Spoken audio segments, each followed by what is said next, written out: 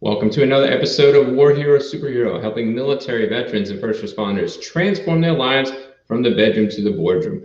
We're a little more advanced today in the boardroom. In a sense, we are not in the boardroom. We are in the Superhero Battle Room with Steve. He is a 20-year Air Force pilot, and you think that was enough going over and serving our country, dropping bombs on bad guys. I used to fix those fuel tanks, so I could probably sort of relate to that thing, but not even close. So after 20 years of going over and surveying, he could have just stopped. But guess what? He didn't. He keeps going. Now he goes over and has a podcast. He helps people in their financial situations, bringing wealth and going over and making them legacies. And he does a regular podcast on a regular basis, which supersedes mine. I'm trying to learn tips from him. So we're going to go learn some tips from him and also his war hero story and how he goes over and helps you guys transform from war hero to superhero. So I'm going to bring Steve on and he's going to tell his story. Hey, Steve, do I got you? 1 second. Interesting. Give us a moment, guys. We're having some technical difficulty.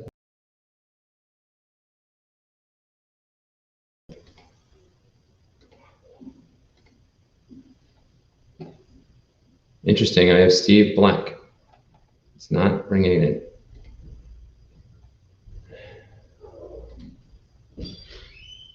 Nope. There we go. Hey, how's that for epic timing? I'll say thanks for that great introduction, Daniel, even though I didn't hear it because my computer decided to hop off the network, but I should be good now. So we can pick up wherever you left off there. Oh, just going over to interest you in. I'd love to hear your war hero story, when and where you got out of the service, and actually how was it? Because everybody's story is different. Yeah, I'll kind of take it from start to finish. My dad was in the Air Force, so I kind of just it felt like I got drafted in. It's kind of what he was talking about around the house. I did high school ROTC. So, you know, for those who've been through those programs, they are what they are, but got me exposed to the Air Force. I was fortunate enough to get an Air Force scholarship, so went off to college and then tried to get a pilot training slot. Did not happen during college, but once I got onto active duty, I was able to get into pilot training and fly, which was kind of my dream. I did spend 20 years in the Air Force, so retired kind of as soon as I could. I was ready to be done with it. A lot of folks say, you know, the worst 2 years in the Air Force or worst two years in the military are the first one and your last one. And I would kind of agree. I was ready to move on at that point. And my war hero story, I did fly the F-15. That's in the background here, if you can see it, and the F-117. Those are the two airplanes I flew while I had, was fortunate enough to fly while I was on active duty, and saw combat in both in the Middle East. Dropped some bombs on Baghdad. If anybody's old enough that's listening, back in 2003, there was the shock and awe campaign that kicked off Iraqi freedom. So if you participated in that, I was out there on night one and dropped the first bomb of that. So kind of got to kick that off. So it was a pretty cool experience, and that kind of marks the highlight of my career. I did World Series flyover and some other really cool things along the way, but getting to fly in combat, of course, was the highlight. Did you get to keep anything from there? Well, I do have, I can't remember what they're called, but the little clips on the bombs. So for all your weapons troops that are listening, shame on you for not remembering what that was called. But the cord that actually, when the bomb leaves the airplane, I have both of the cords from night one that I flew, both bombs, 2,000 pounders that I dropped. And then, of course, flying night 2 and night 3, I let the crew chief have those and the weapons troops have those as far as memories of our wartime experience there. So how was it getting out? Getting out of the military? Well, I was plenty, I was plenty ready. I just finished up my squadron command. So from the officer side, that's the best job in the world. It doesn't get any better with increased rank or position. Squadron command is the last one where you can affect people's lives on a daily basis, which of course is kind of what it's all about. Whether you're at the element lead or shop lead, section lead, whatever, when you're making a difference with the troop, that's what it's all about. I was able to do that for a couple of years, and I had one more year left before I hit the 20-year point. So I actually deployed over to the Air Operations Center at Al Udeid, for anybody that's been over the mighty KAOC. So I was sitting in the desert for my last year. And it was really helpful for transitioning, because I know we're talking about, transitioning out into the civilian world.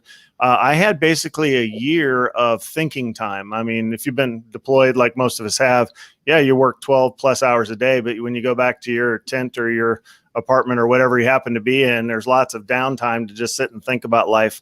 And that allowed me to get my financial certifications, get smart on YouTube, SEO, all that's nerdy stuff that I needed to kind of know to be able to succeed on the outside. I did spend all that time kind of prepping for getting out. Wow. So it sounds like your hard or low times didn't even happen. Oh, I would say the low time is for all the entrepreneurs in the crowd, when you get out and you have your grand plan, which is it's a great plan. Honestly, that's what I tell folks is most people, if you have a plan and you've at least written it down, you can't quite just go out of your mind. But if you write a business plan, it'll succeed. It's just what it takes for you to succeed. And one thing, I'm like, naive entrepreneur like anybody else is I have my website and my phone number and my business plan and my LLC founding paperwork, and I'm all ready to pay my taxes. And the only thing is I don't have is revenue, right? Yeah. Kind of important.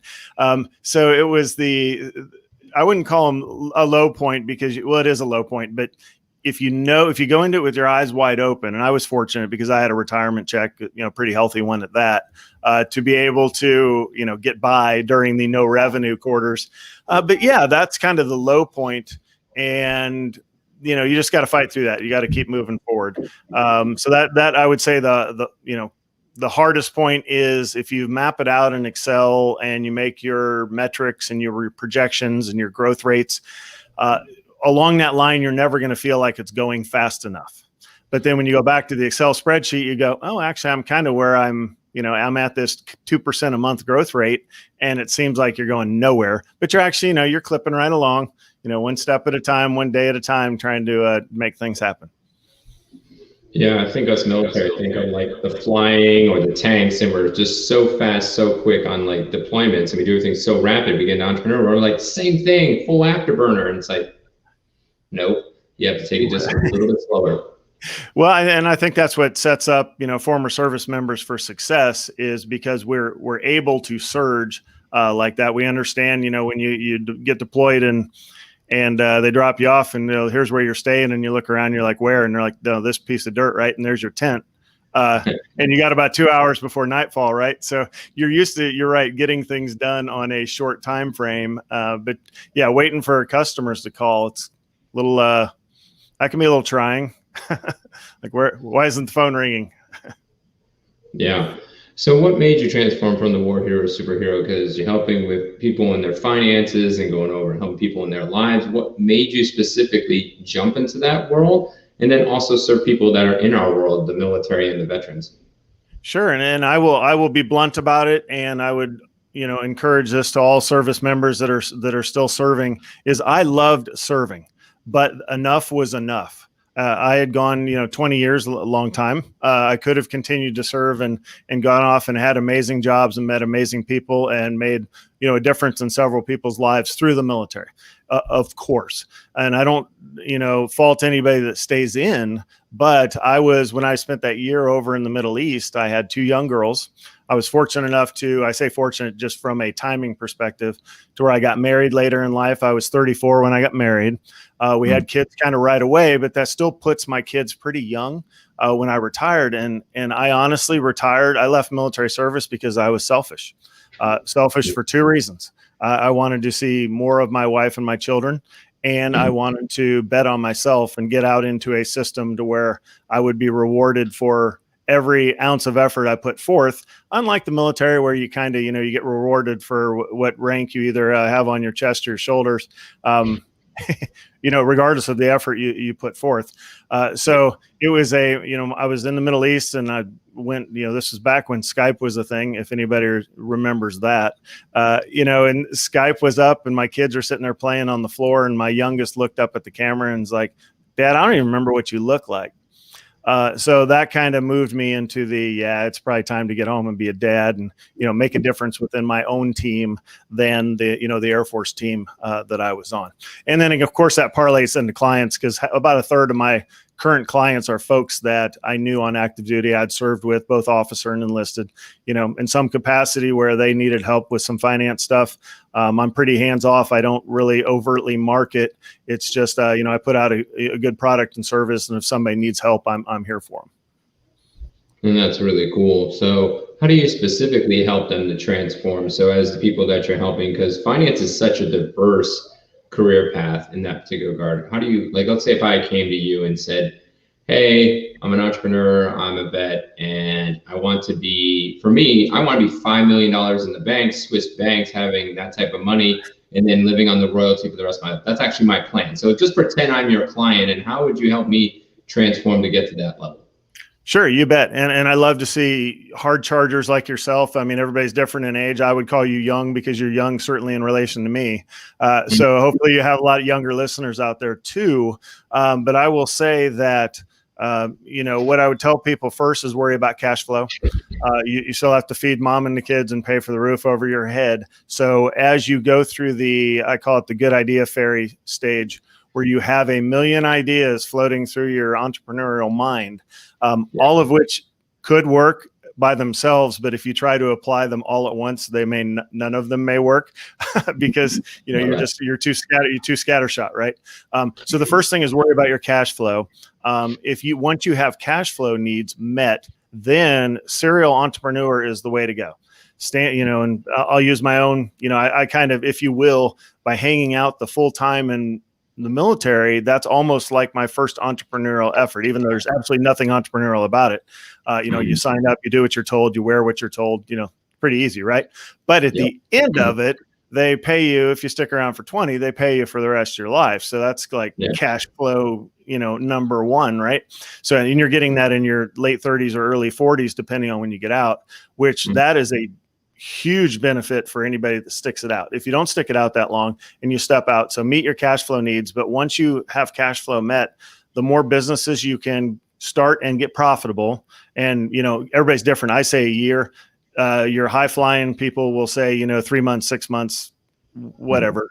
I can't move that fast, and I go pretty fast. But it would take about a year, get the thing profitable, and then kick something else off in relation to that, a business off of your business. And that's where you can now set up those long-term income streams that get you, I wouldn't focus on the 5 million target. You can have a poster with your Lambo or whatever. I drive a Maserati. That was kind of my reward to myself after 5 years in business, but whatever it is that motivates you, but the 5 million will get to the 1 million. Once you get to banking $1 million, with the 1 million to 5 mark, that's easy. The hard is getting to the 1. And really, if you want to build wealth, a lot of people don't think about this.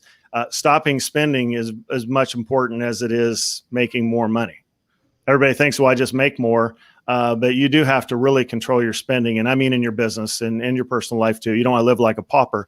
But hey, I've got the cheap mic and the cheap MacBook, go cheap when you can, just to get by with your equipment and stuff. And so you keep your margins high. And then when that money comes in, I'm a financial guy, so I would say put it in the market. You can put it in your Swiss bank account. You can put it in your mattress. You can put it in real estate, put it in Bitcoin, do anything but put it into Amazon.com and getting crap showing up at your door, 4 times a day, right? Because that's kind of the American way, and especially when you're stuck at home. No, that makes perfect sense. Because the other one's making change. Unless you're an Amazon reseller, no point. Right. So going from there, for all the lessons that you've learned, the 20 years of service and working with hundreds, if not thousands of clients and just transforming their lives, if you had to go back that year and reflect back, what 3 superhero tactics either you would give to yourself or to that airman, NCO, or even officer getting out of the service, and what would you give them to help them to go over and thrive so they don't run into those problems? Because we, as military, we and money are not friends. It kind of goes like this, as even liquids, not even vapor, I guess, would be sometimes. We tend to do that. So what superhero tactics would you have to give yourself or somebody else getting out so they can go over and thrive fiscally? Sure. Number one is self-confidence. and there is no magic system. I mean, I have 2 kids, you have 4 kids. The kids are different, even though you mentor them every day. There's just, it's so strange how self-confidence, if you can control your self-confidence and believe in yourself, you're going to be successful in the military, out of military, entrepreneurial, just going to work for, IBM, whatever you do, you're going to be successful if you believe in yourself. So you have to get right with yourself, and, don't want to go into the suicide thing too far, but you do need to be right with yourself. So don't go off on an entrepreneurial venture if you're struggling. If you're struggling, you need to reach out. Period. Get over it. You can tell kind of at a different level, but when you go to a conference, you can tell who the entrepreneurs are versus the folks that are there because their boss said, hey, go to this conference. Because when the speaker stops, you'll see, 10 to 15 people rush to the front of the room and say, tell me everything you know. I don't know anything. Tell me everything you know. And arguably you could say those 10 to 15 might even be the most 10 to 15 successful in the room. But they're sponges. They just want more. They're like, how can I get better? How can I improve? That sort of thing. So that helps with your self-confidence if you just realize, hey, I need to learn from everybody along the way. So that's number one. Secondly is you should always you should build wealth over time. So if you want to build wealth, stop spending. That's the number one way. But I treated, there's no magic formula, but if you start, the earlier you start, the better you are. And that's why my podcast, On Time, On Target, I talk all the way back to starting in high school, because that's when I started. And that was a game changer for me. Yeah. The numbers you're talking about are easy if you start when you're 16. And I started in summer of 1987, and there was that whole, stock market crash in October of 87. So yeah, I took a first round knockout punch. That was fun, but you know what? You learn from it and you move on. So building wealth over time is not easy to do. A lot of people tend to spend. They enjoy spending. They get a rush out of spending. And if you do, you're going to have a long, hard life, because you're either going to spend all the money that's coming in, or you're going to do what really hurts yourself, is you spend your future self's dollars. So that sounds like some nonsense, but literally when you charge something, you are saying, I don't have the money right now, but my future self is going to earn it to pay that off. Well, if you start thinking of it in those terms, stop pissing off your future self, right? Yeah. Because you're trying to inflate your lifestyle to where you're not really there yet. So in the officer realm, or, in the enlisted realm, we'll just say officers though, lieutenants should not live like majors, because they're not getting majors pay. Airmen should not be living like tech sergeants, because they're not getting tech sergeant pay. So what I did was, I started a monthly allotment. I started it when I was 16, kept it up through college. It wasn't much, $50, $100 a month, but that stuff adds up over decades. Huge. I mean, did you say 1,500 a month? No, I'm sorry, 50 to 100 a month. Back in the 16, 1,500 is a lot of money now. I did get a little obsessed. I was single for a long time, so I liked saving money. So I would measure a lot of people measure your monthly savings rate. I ended up measuring my daily savings rate. So when I was a mid-captain, I was actually able to save 100 a day.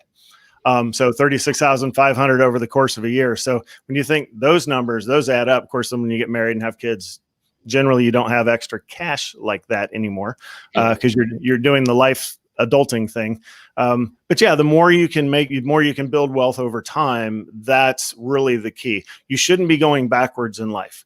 Don't go backwards in rank. Right.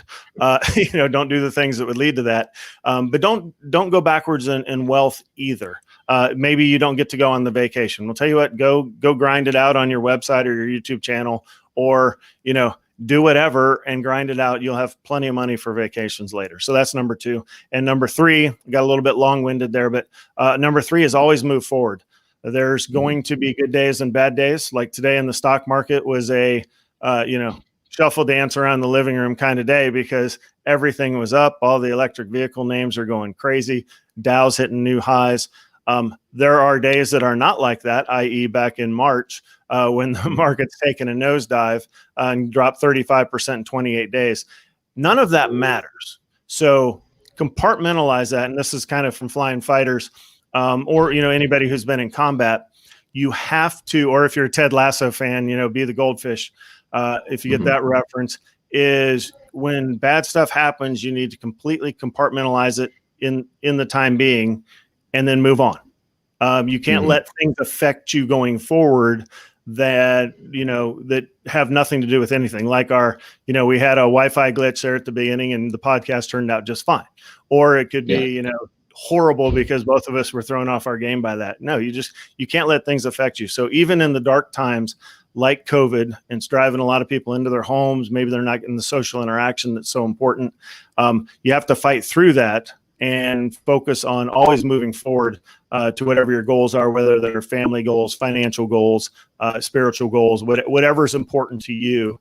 Just keep that one foot in front of the other, like running a marathon or doing rucking around.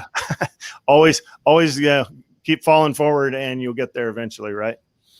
You do. That's really cool. So I'd love to go over and tell our audience about the 2 websites that we're going to talk about.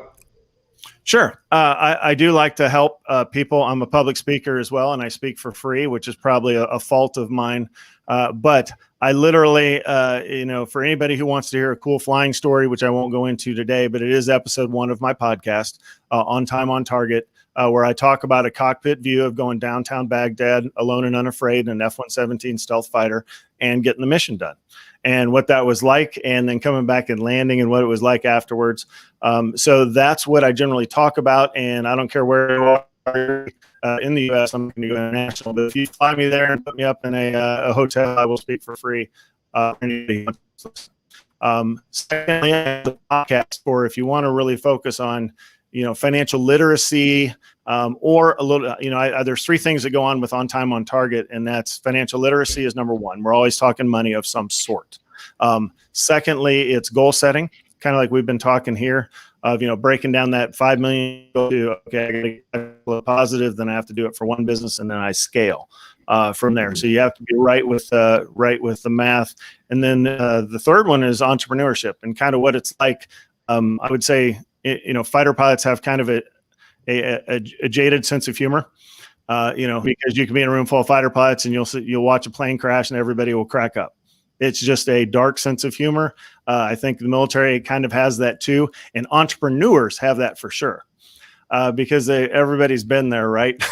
So when somebody gets up and tells this epic fail story, you're like, oh yeah, been there, right?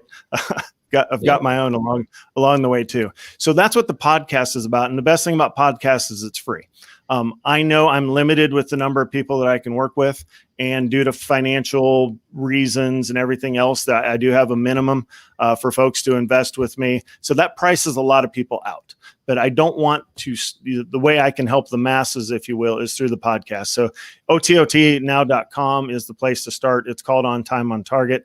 I try to keep episodes. They're always based off a question. So, when a client asks me a question, I'm like, that's a good question. And I will just turn it into a podcast episode. So I'll answer them in person, but then I'll turn around and take to the mic that night and answer it that way. So that way you don't have to watch, listen from start to finish. That can be a lot. But if you're talking about, hey, should I get into Bitcoin? I don't really understand it. Well, I've got an hour-long podcast from an expert, an agency guy from DC that is breaking it down, and I'm asking the dumb questions of, so it's not backed by the government. So how's that going to work?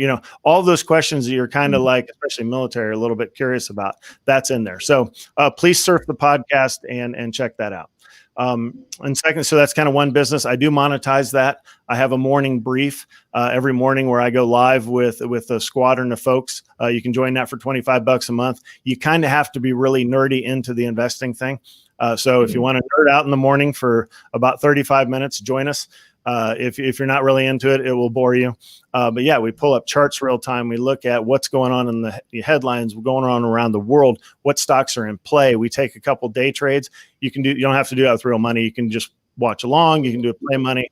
But all that is part of the podcast, and that's how I monetized it. So if you have a podcast out there where you're doing stuff for free, think of some angle to where you can monetize it, and that way it can pay for your StreamYard subscription, or I'm on Libsyn, whatever your equipment, pay for all that stuff by people following you. So that's the first one. And then my original business, the one I started right out of leaving active duty was Afterburner Financial. If you can kind of see, I have a flight suit on, have the name tag on with my airplanes, got my call sign, Cruiser, there from a bit character from Stripes from way back in the day, if anybody remembers that. And to go into the investment management and financial planning for folks. There's the website, or just Google either my name or Afterburner Financial, get you there. And I run a full service investment firm.